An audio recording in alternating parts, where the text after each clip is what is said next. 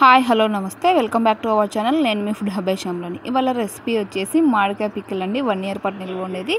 మా అత్తమ్మ స్టైల్లో చాలా సింపుల్గా చాలా ఈజీగా పెట్టేసింది. ముందుగా అయితే ప్రాసెస్ స్టార్ట్ చేద్దాం. ముందుగా అయితే మామిడికాయలు మార్కెట్లో తీసుకొని మా మామయ్య అక్కడే కట్ చేసుకుని వచ్చారు. వాళ్ళు అక్కడే వాష్ చేసి తుడిచేసి కట్ చేసి ఇస్తారు. మనం ఇంటికి వచ్చాక వాటన్నింటిని కొంచెం క్లీన్ చేసుకోవాలి. క్లాత్తోని ఆరబెట్టుకోవాలి ఫ్యాన్ కింద. తుడుచుకుంటూ ఉంటే అవి డ్రైగా ఆరిపోతాయి. కొంచెం ఎక్కడ తడి లేకుండా చూసుకోవాలి. అలాగే వచ్చేసి వాళ్ళు కొట్టే పలక చెక్కది కాబట్టి అక్కడక్కడ చెక్కది ఏదైనా ఉంటే కూడా నీట్గా క్లీన్ చేసుకొని పక్కన పెట్టేసుకోవాలి. వీటిని మొత్తం ఫ్యాన్ కింద ఆరబెట్టుకోవాలి. ఒక 1 hour దాకా ఆరబెట్టుకుంటే సరిపోతుంది తడి అంతపై. నెక్స్ట్ వచ్చి మా అత్తమ్మతో కొలతలు చెప్పేసేసాను. గిన్నె తీసుకొని దీంతో 4 ఉప్పలు అయితే, ఒకటి కారము, ఒకటి ఉప్పు, ఆవు పిండి ఒకటి ఫస్ట్ కొలుచుకోవాలి. దీంతో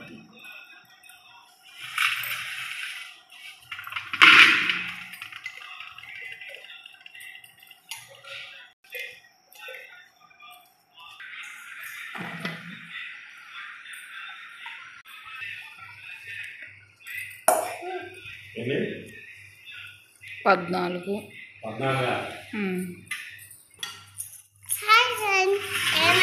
కారం ఎంత మమ్మ?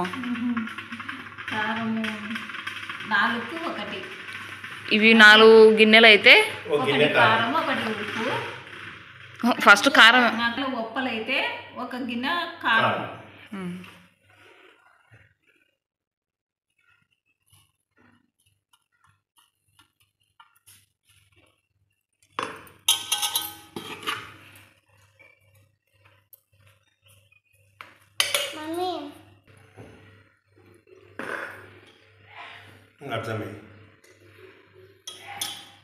చెప్పు. తీసుకొని ఉప్పు తీసుకొని ఎండ కారబెట్టి మిక్సీ పట్టుకున్నాం.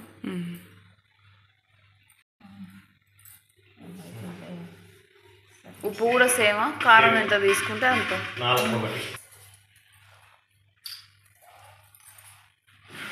ఇక్కడ ఉప్పు వచ్చేసి సన్న ఉప్పు కంటే రాక్ సాల్ట్ తీసుకొని మనం ఎండబెట్టుకొని మిక్సీ పట్టుకోవాలి. అలాగే వచ్చేసి 1కి 1 ఉప్పు వేసుకునే కంటే కొంచెం తక్కువ యాడ్ చేసుకొని 3 days తర్వాత చూసి యాడ్ చేసుకుంటే సరిపోతుంది. ఎక్కువైతే ఫస్ట్ టైం ట్రై చేసే వాళ్ళైతే కొంచెం ఉప్పు తగ్గించుకొని వేసుకోండి. ఎందుకంటే మా అత్తమ్మ వాళ్ళైతే ఎక్స్పీరియన్స్ కాబట్టి వాళ్ళు అందాజగా వేసేస్తారు. 2 ఆవు పిండి.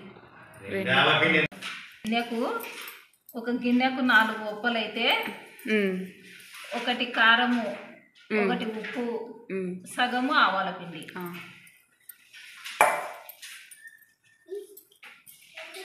ఉప్పు, కారం, ఆవు పిండి అన్ని కలిసే విధంగా బాగా కలుపుకోవాలి. పసుపు కొద్దిగా,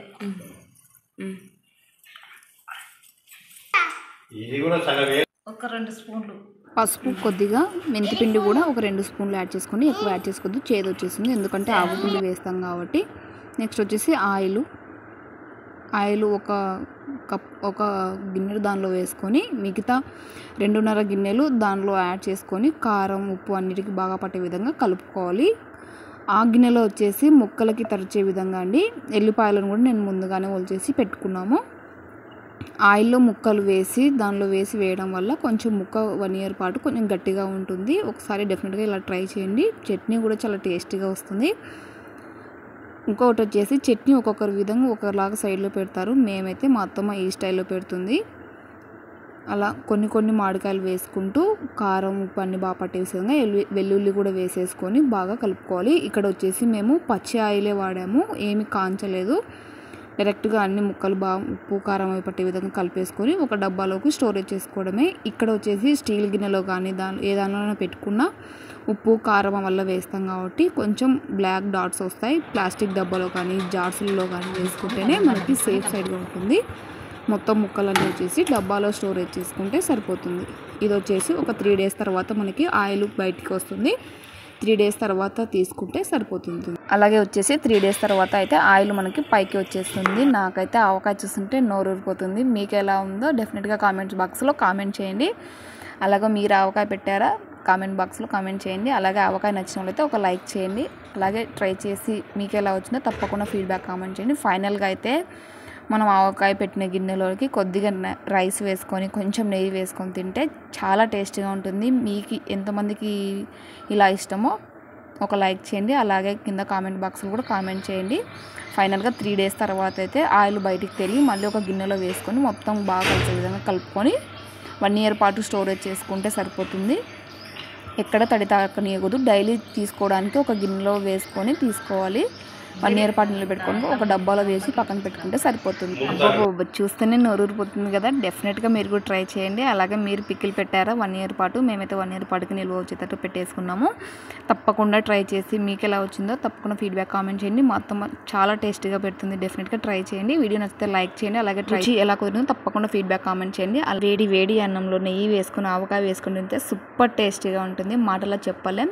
నా వీడియోని కనుక అయితే మొదటిసారిగా చూసినట్లయితే ప్లీజ్ సబ్స్క్రైబ్ చేసుకోండి. మరొక మంచి వీడియోతో మళ్ళీ మేము ఉంటాను. బాయ్.